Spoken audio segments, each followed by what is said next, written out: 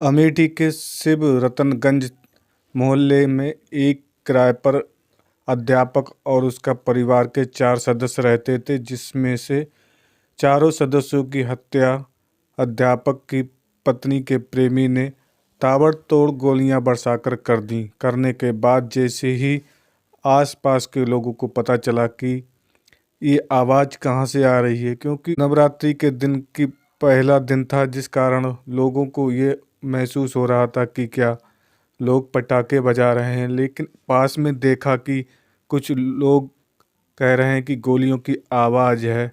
अरोहा भवानी कस्बे के पास एक किराए के मकान पर रहते थे और उन्हें ले जाकर पड़ोस के एक सीएचसी में भर्ती कराया गया, जहां डॉक्टर ने उन्हें मृत घोषित कर दिया। दरअसल अमेठी जिले के शिव रतनगंज थाना क्षेत्र में किराए पर रहने वाले मास्टर सुनील कुमार, उनकी पत्नी पूनम भारती और उनकी लड़कियां दो, दृष्टि और लाडो, को उनकी पत्नी के प्रेमी चंदन वर्मा ने दिन दहाड़े शाम को गोलियां बरसाकर हत्या कर दी। मामला यही नहीं रहता है। चंदन वर्मा रायबरेली का रहने वाला तेलिया कोट का सुनील कुमार के पड़ोस के गांव में रहता था, जबकि सुनील एक शिक्षक हैं जो कि रायबरेली के गदागंज थाना क्षेत्र के सुदामापुर गांव के रहने वाले थे। उनकी शादी पूनम भारती से होती है, जबकि 2016 में उनकी शादी होती है और उनकी 2017 में यूपी पुलिस कांस्टेबल में, जो कि मेरिट बेस पे भर्ती हुई थी, उसमें उनकी नौकरी लग जाती है। लेकिन भर्ती कोर्ट में जाने के बाद वह चाहते हैं कि कहीं और दूसरी नौकरी मिल जाए, लेकिन मामला यही नहीं रहता है। उन्होंने 2019 में शिक्षक भर्ती में फॉर्म डाला, क्योंकि वह गरीबी से जुड़े हुए सुनील बहुत ही मेहनती और ईमानदार लोग थे, क्योंकि उनकी पड़ोस में चर्चा होती है कि वह बहुत अच्छे व्यवहार के थे और उनका शिक्षक भर्ती में उनका चयन हो जाता है। चयन होने के बाद वह अमेठी में उनकी पोस्टिंग होती है, वहाँ पर ही वे नौकरी करते हैं, जबकि 1 साल पुलिस की नौकरी करने के बाद रिजाइन दे देते हैं। उनके पिता राम गोपाल ने एक मुकदमा दर्ज कराया था और जबकि मुकदमे में आरोपी चंदन वर्मा को आरोपी माना था।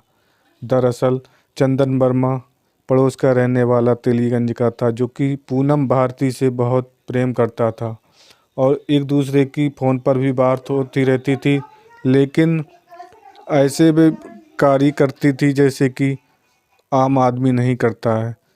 पूनम भारती और चंदन वर्मा की फेसबुक, यूट्यूब सब पर उनकी एक दूसरे से चैट होती रहती थी, जिसके कारण उनकी नज़दीकियाँ बढ़ती गईं। और उसके दोस्त ने बताया कि बस चंदन वर्मा पूनम भारती से शादी करना चाहता था, लेकिन पूनम भारती शादी नहीं करनी चाहती थी, जिस कारण उनका ये सब बातें उनके पति सुनील कुमार को मालूम हो गई, क्योंकि जिस मकान में सुनील कुमार ने कमरा लिया था, उसी मकान में चंदन वर्मा ने भी कमरा लिया था। और उन दोनों की हरकतों से बाज आकर सुनील कुमार ने कहा कि आप एक तहरीर दीजिए, नहीं तो मेरे साथ नहीं रहेंगी।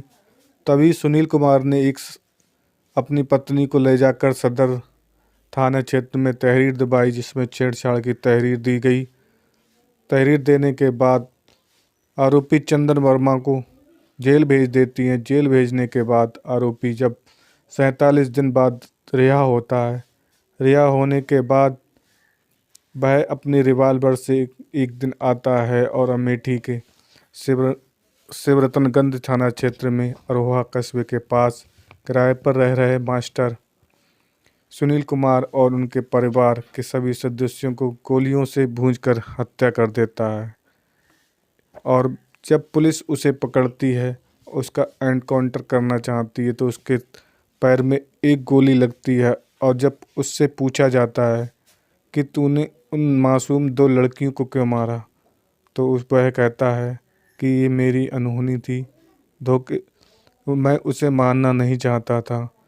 क्योंकि उसने जब जिस दिन गोली चलाई थी उस दिन अपने फेसबुक स्टेटस पर कहा था कि आज 5 लोगों की मौत होगी, लेकिन उस दिन 4 की हुई। वह खुद को अपनी गोली से नहीं मार सका, जिस कारण उसे पुलिस ने रंगे हाथ पकड़ लिया था।